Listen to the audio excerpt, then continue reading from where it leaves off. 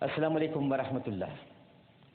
ہمارے انبیاء پروگرام اور ناظرین کرام، ہم نے افطار میں آپ کو یہ بتایا تھا کہ حضرت صالح علیہ السلام کی قوم کے ایک شخص قیدار بن صالف نے اونٹنی کو قتل کر دیا تھا۔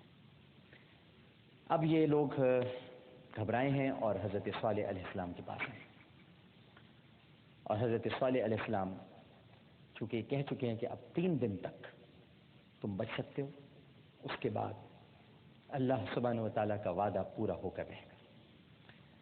بہرحال جب یہ پہنچے تو حضرت صالح علیہ السلام نے کہا کہ اب اگر تم اونٹنی کے بچے کو تلاش کر کے لے آؤ تو ہو سکتا ہے کہ تم پر آنے والا عذاب ٹل جائے۔ سب لوگ عذاب کے خوف سے اونٹنی کے بچے کو تلاش کرنے پہاڑوں کی طرف دوڑے۔ انہوں نے علاقے کا کونا کونا چھان مارا، مگر اونٹنی کا بچہ انہیں نہ مل سکا۔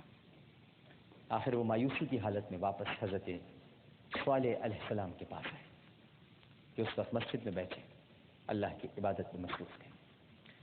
انہوں نے حضرت صالح علیہ السلام کو بتایا کہ اونٹنی کا بچہ انہوں نے ہر جگہ تلاش کر لیا مگر کامیابی نہیں ہوئی۔ حضرت صالح علیہ السلام نے کہا اب تم لوگوں کو عذاب الہی سے کوئی نہیں بچا سکتا۔ پھر آپ علیہ السلام نے لوگوں کو عذاب کی نشانیاں بتاتے ہوئے کہا کہ عذاب کے پہلے دن تم سب کے چہرے زرد پڑ جائیں گے، اور دوسرے دن تمہارے چہروں کا رنگ سرخ ہو جائے گا، اور پھر تیسرے دن تمہارے چہروں کا یہ سرخ رنگ سیاہی میں تبدیل ہو جائے گا، اور تمہارے چہرے کالے ہو جائیں گے۔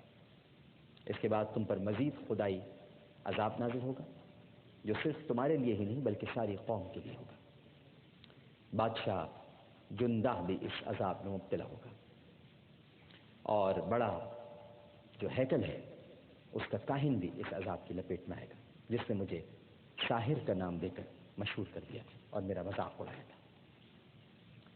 اللہ کو جھٹلانے والے صرف تم ہی چند نہیں ہو بلکہ تمہاری ساری قوم نے اللہ کو جھٹلایا ہے اور سرکشی کی ہے۔ ناظرین کرام، یہاں یہ بات غور طلب ہے کہ ہمارے یہاں بہت سارے لوگ ہوتے ہیں، دعوے کرتے ہیں بڑے عجیب عجیب سے۔ آپ ان سے کہیں جی فلاں جگہ پر یہ کام ہو رہا تھا، تو وہ کہیں گے کہ مگر میں تو اس میں شریک نہیں تھا، میں تو بس وہاں پر موجود تھا لیکن میں اس میں شامل نہیں تھا۔ مثال کے طور پر کسی ادارے میں، کسی مقام پر، کسی محلے میں، کہیں پر بھی کوئی غلط کام ہو رہا ہو اور اس کی نشاندہی کی جائے کہ بھئی یہ چند لوگ غلط کام کر رہے ہیں، تو اس ادارے کے لوگ یا اس محلے کے لوگ یا اس علاقے کے لوگ یہ کہیں گے جی بھئی وہ چند لوگ کر رہے ہیں، ہم تو اس میں شامل نہیں ہیں۔ لیکن یہاں ہمیں یہ سبق دیا جا رہا ہے کہ یہ دلیل آپ دنیا میں تو دے سکتے ہیں، لوگوں کو تو شاید مطمئن کرنے کے لیے دے دیں کہ جی ہم تو اس میں شامل نہیں ہیں، لیکن آپ شامل ہوتے ہیں، شامل ہوتے ہیں نا۔ اگر آپ ظالم کی خاموش رہ کر مدد کرتے ہیں تو اللہ سبحانہ و تعالیٰ کے نزدیک آپ بھی ظالموں میں سے ہیں۔ لہذا اس عذاب سے حضرت صالح علیہ السلام نے ارشاد فرمایا صرف وہی بچ سکیں گے جو اللہ پر ایمان لے آئے ہیں، انہیں اس عذاب سے کوئی تکلیف یا نقصان نہیں پہنچے گا، یعنی جنہوں نے ہر موقع پر ہر لمحے حق بات کی، حق سے پیچھے نہیں ہٹے۔ پھر حضرت صالح علیہ السلام کی پیشن گوئی کے مطابق اگلے روز عذاب کی علامتیں ظاہر ہونا شروع ہو گئی۔ پہلے دن تو ان کے چہرے زرد ہو گئے، دوسرے دن ان پر سرخی آ گئی، اور تیسرے روز ان سب کے چہرے سیاہ ہو گئے۔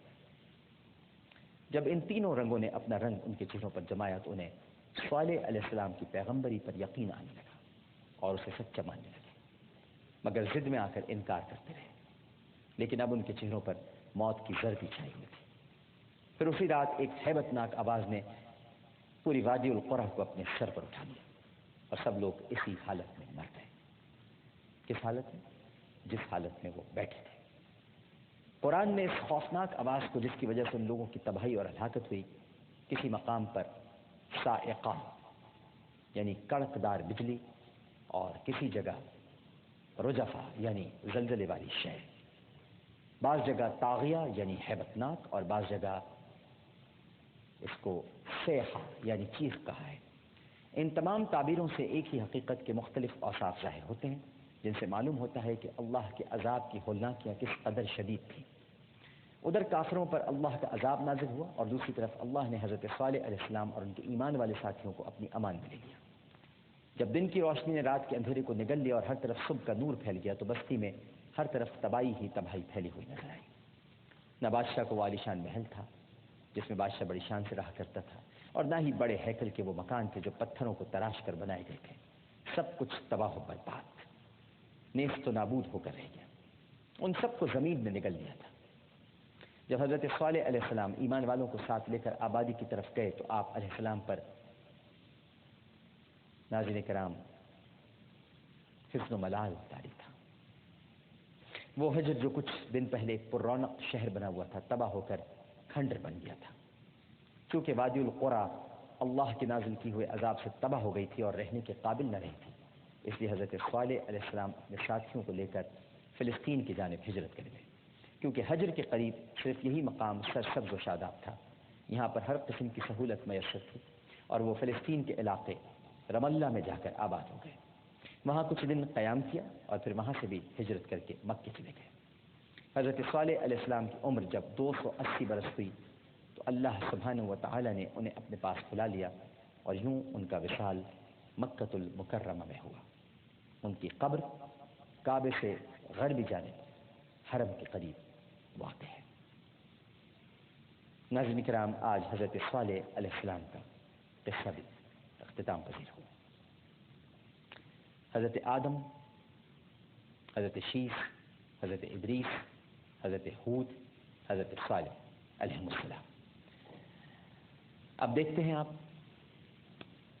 کہ ہم آپ کو افطار میں آج کس کا قصہ سناتے ہیں، اور یہ آپ کو دیکھنا ہے۔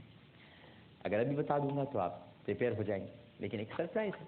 ظاہر ہے کہ اب سوچئے کہ کون سے نبی کا قصہ ہم بیان کریں گے، کون سے نبی ہو سکتے ہیں، یہ آپ کو سوچنا ہے۔